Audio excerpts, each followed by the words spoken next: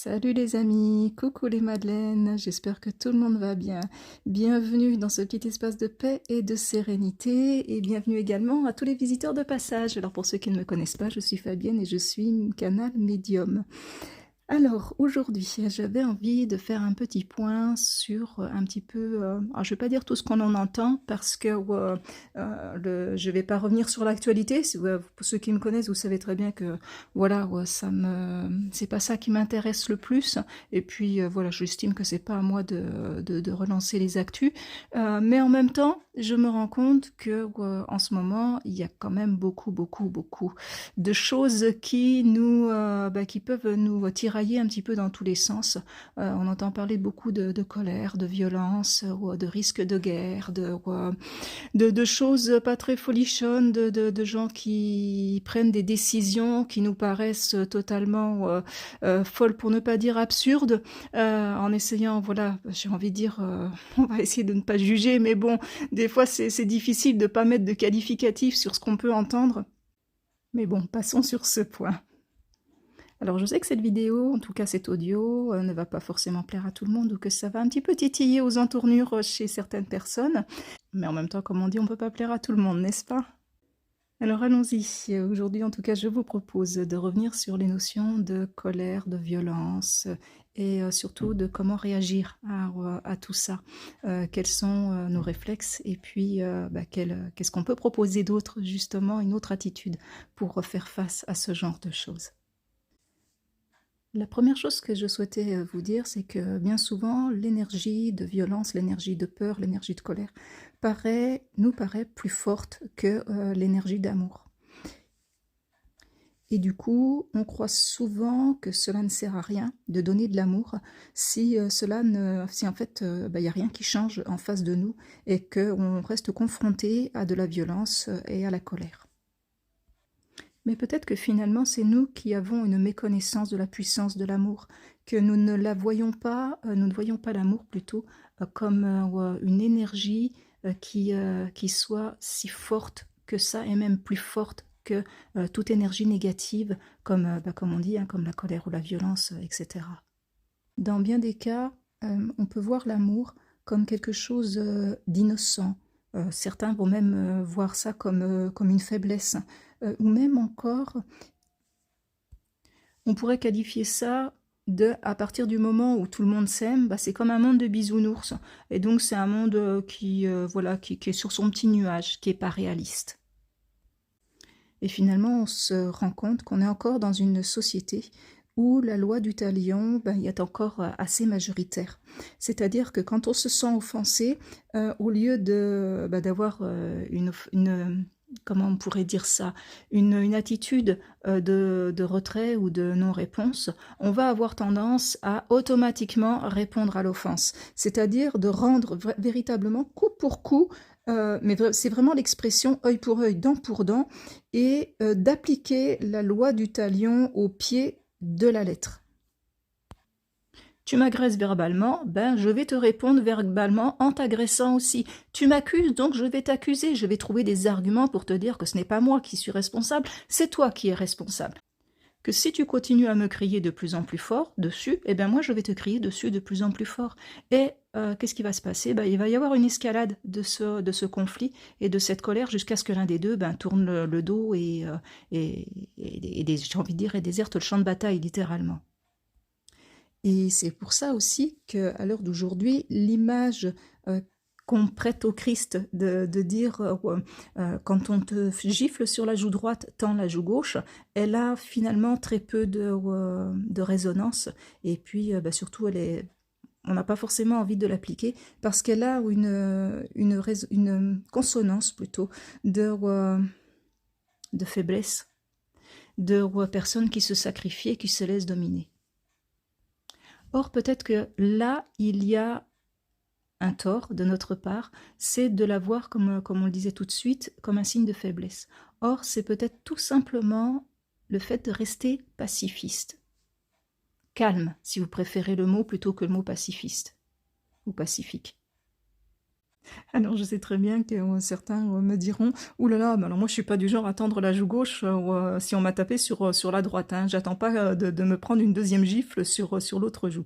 Je vais si vous me le permettez, je vais vous proposer une autre façon de voir les choses, par rapport à cette image. Alors, il y a quelque temps, j'avais déjà proposé à cette image de tendre la joue gauche, quand on nous frappe sur la droite, une première explication différente de celle que on nous a apprise depuis des siècles. Je ne vais pas revenir sur cette explication-là, puisque voilà, elle est déjà dans une de mes précédentes vidéos sur la colère et le pardon. Mais là, je vais peut-être me permettre de vous proposer encore une autre façon de voir les choses. Alors, pas très différente de la première, hein, ça c'est clair, de la première. En tout cas, de celle que j'avais déjà avancée dans cette autre vidéo. Mais gardez toujours bien en tête que quand on est face à un symbole, à une image, on peut l'interpréter de façon différente. Il n'y a pas qu'une vérité, il y a peut-être plusieurs façons, plusieurs points de vue possibles. Et c'est simplement ça que je vous propose. Je dirais que dans cette image, dans ce symbole, on ne nous demande pas véritablement et littéralement, mais vraiment littéralement, de nous soumettre au coup des autres et de ne rien dire et d'attendre que ça passe et que l'autre nous frappe autant qu'il en a envie. Non, c'est pas du tout ça. Franchement, personnellement, moi, j'y crois pas un seul instant. Après, c'est vrai que libre à chacun d'interpréter aussi cette image comme il le souhaite. Moi, je ne peux vous proposer que mon point de vue, donc c'est à prendre pour ce que c'est, comme on dit. Cela dit, dans cette image, je pense qu'on nous propose tout simplement de ne pas riposter, de ne pas appliquer automatiquement la loi du talion et d'être tout de suite dans l'offensive ou dans la défensive, selon le terme que l'on préfère, bien évidemment.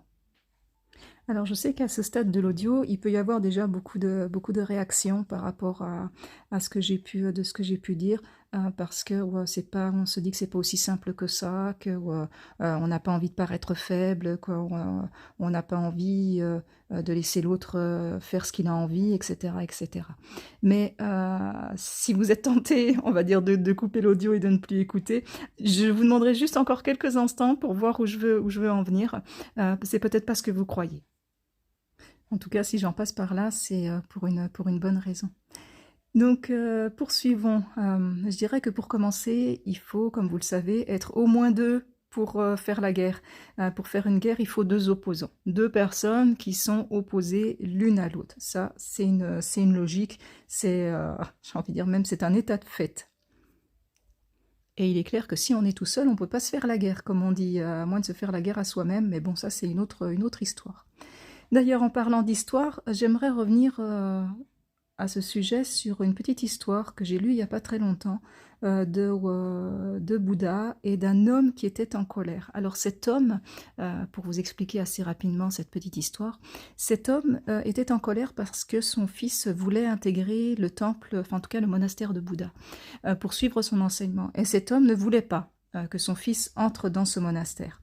Et donc il est allé trouver Bouddha, totalement en colère, hors de lui, très véhément, limite insultant, mais en tout cas très remonté à l'idée de lui donner les arguments pour lesquels il refusait que son fils entre au monastère. Bouddha, en face de lui, en face de cet homme totalement en colère, ne disait rien et écoutait. Et jusqu'au bout, il n'a rien dit, il a écouté. Sans réaction. Rien.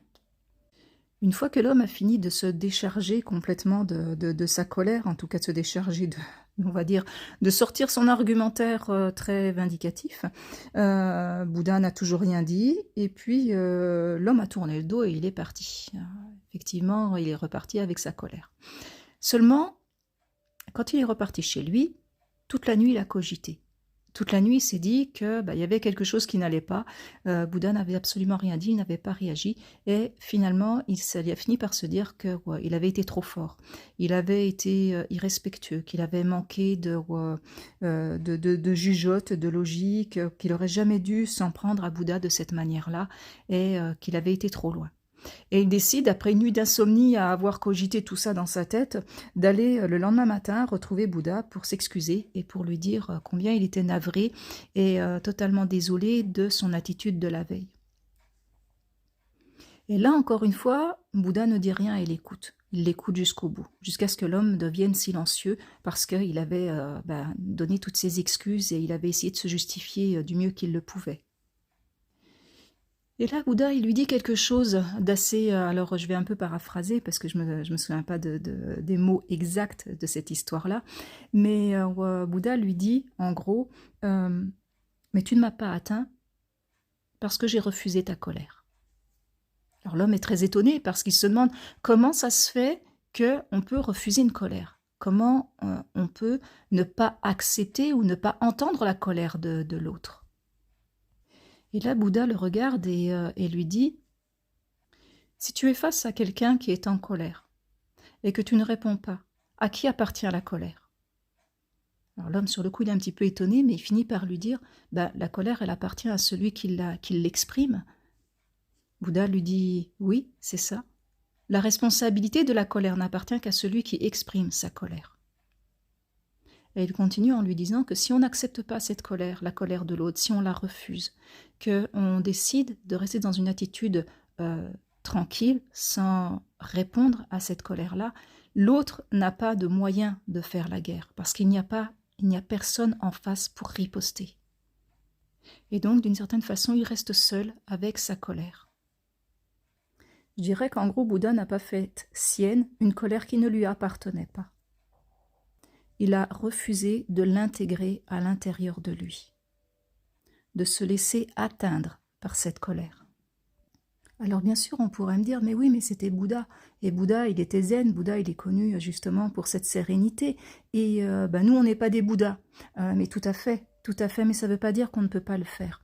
Je vais vous expliquer un petit peu plus tard pourquoi et comment c'est possible, mais je vous assure que c'est possible.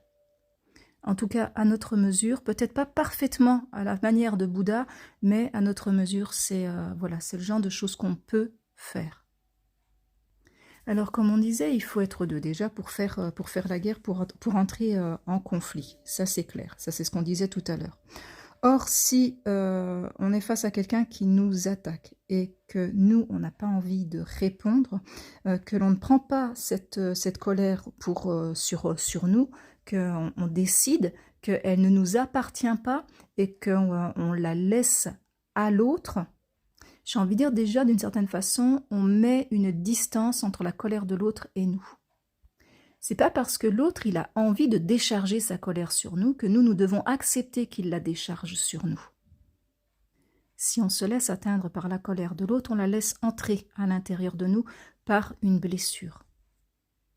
Et en général, c'est exactement la raison pour laquelle on a tendance à dire qu'on n'est pas des Bouddhas, parce que on a encore des blessures, on porte des blessures en nous qui ont différentes origines, hein. Ça peut venir de notre enfance, tout comme de notre vie d'adulte, ou ça peut venir de différents endroits, mais bien souvent, quand l'autre se met en colère, il est capable d'appuyer sur un point que l'on porte en nous qui est difficile, qui est encore souffrant. Et c'est à cette souffrance-là que l'on va réagir. Et de la même manière, parce que depuis tout à l'heure, je suis en train de parler de quand ce sont les autres qui sont en colère face à nous et notre attitude face à cette colère, mais cette question de souffrance, elle est valable aussi pour les moments où nous mettons en colère alors que personne n'est en colère, mais par exemple, le conjoint, la conjointe, un enfant, un ami, peu importe, un collègue, un patron, peu importe, va dire quelque chose de façon, on va dire, totalement banale, sur un ton... qui n'est pas particulièrement problématique, mais ça va venir, mais le mot ou l'expression que la personne va employer va venir toucher une blessure à l'intérieur de nous, et d'un seul coup, on va en quelque sorte perdre le contrôle, on va déjà ressentir cette douleur, alors plus ou moins inconsciemment, mais en tout cas, elle peut se traduire du coup, à l'autre bout, par l'envie de se mettre en colère. Et on va ressentir cette colère qu'on va avoir envie d'exprimer sur l'autre, ou même si on ne le fait pas en face, on va rentrer chez nous, si on n'était pas chez nous, et puis on va se plaindre, et en tout cas, on va décharger cette colère. Donc, vous voyez, les deux versions sont possibles. C'est vrai que là, depuis le départ, je parle de quand on est attaqué par la colère de l'autre, mais on peut présenter les choses aussi de cette autre façon. En tout cas concernant la blessure. Mais revenons-en un petit peu à ce que l'on disait, et on va reprendre cette première situation de quand l'autre nous agresse par sa colère. Donc comme je vous le disais, c'est bien souvent, on a envie de réagir ou on réagit parce qu'il y a une souffrance. Et cette souffrance, elle est encore là, pourquoi? Parce qu'elle n'a pas été vue, elle n'a pas été entendue, elle n'a pas été guérie. Et tant qu'elle n'est pas vue, entendue, guérie, elle risque d'être réactivée à tout bout de champ par des mots, par des actes des autres personnes. Or, en prenant soin de nos blessures, en faisant en sorte que quand on en voit une, ou en tout cas quand il y en a une qui remonte à la surface, alors oui, ça peut être une occasion d'ailleurs, quand on est confronté à la colère de l'autre, on se sent blessé, eh bien on regarde à l'intérieur de soi quelle est la blessure, pourquoi on a mal et pourquoi on a envie de réagir par la colère. Et à ce moment-là, plutôt que de réagir par la colère et de renvoyer à l'autre, on va dire sa riposte, on va plutôt prendre enfin, je ne sais pas si on peut dire le recul, mais en tout cas avoir le réflexe, ça serait bien, de regarder à l'intérieur de soi pour connaître l'origine de cette blessure. Qu'est-ce que l'autre m'a dit qui me blesse à l'intérieur de moi? Et au lieu même d'accuser l'autre dans notre tête en disant « bah oui, mais il est comme ci, il est comme ça, etc. » et d'entrer dans le jugement qui ne sera pas productif pour nous aider à comprendre notre blessure, eh bien on regarde véritablement la blessure. Qu'est-ce qui a été blessé en moi? Quelle partie de moi a été blessée et pourquoi? Et à partir de ce moment-là, on fait le travail nécessaire pour comprendre et penser la souffrance, la blessure. Penser, à la fois, au départ, j'ai envie de dire, c'est P-E-N-S-E-R, on ose penser notre blessure, on ose y réfléchir, et en même temps, c'est penser P-A-N-S-E-R, avec le A et non plus avec le E, et on la guérit. Parce que ce qui remonte à la surface, mais qui n'est pas ni vu ni entendu, va remonter à la surface à un autre moment dans notre vie. Par contre, si on saisit l'occasion, quand on a une blessure, qu'on sait qu'on se sent blessé, et qu'on réagit par la colère, pas seulement par la tristesse ou les pleurs, mais par la colère, eh bien, si au lieu d'avoir envie de décharger à notre tour la colère de l'autre, eh bien, on voit notre souffrance, eh bien, c'est une occasion justement de grandir. C'est une occasion de dépasser la souffrance et de la mettre de côté. Et si on arrive à la mettre, on va dire, en tout cas, j'allais dire peut-être de la mettre de côté, mais c'est plus sûrement si on arrive à la guérir, du coup, eh bien, elle ne va pas se représenter. Parce qu'il n'y aura plus de raison. On l'a déjà vu, on l'a entendu, on l'a guéri. Pourquoi l'univers nous représenterait quelque chose qui a été soigné à l'intérieur de nous, ou plutôt qui a été guéri à l'intérieur de nous? Mais en même temps, j'ai envie de dire, le deuxième avantage, c'est que plus on va se connaître soi-même, c'est-à-dire en approchant nos blessures, en approchant nos valeurs, en approchant tout ce qui fait nous de l'intérieur, plus on va apprendre à se connaître nous-mêmes, plus, j'ai envie de dire, moins on sera justement atteint par la colère des autres ou par leur violence, soit enfin, en tout cas les violences verbales pour l'instant. Pour l'instant, j'en reste aux violences verbales. Mais en tout cas, on va finir par se dire, ben, ce que l'autre dit, c'est sa vérité. C'est pas la mienne. Moi, je me connais, je sais très bien que je suis pas comme ça. Donc, c'est sa vérité, son opinion, son avis. Et donc, à partir du moment où on accepte que ce soit que son opinion et pas le nôtre, qu'on ne fait pas ça, on ne fait pas nous, nôtre, et qu'on n'accepte pas son jugement, eh bien, il n'y a plus de raison de riposter. En tout cas, par la colère à notre tour. Et c'est pas parce que l'on ne riposte pas de la même manière que l'autre nous agresse que l'on n'est pas capable de fixer nos limites, qu'on n'est pas capable de dire à l'autre « ben stop, ce que tu me dis, moi, ça ne m'intéresse pas ».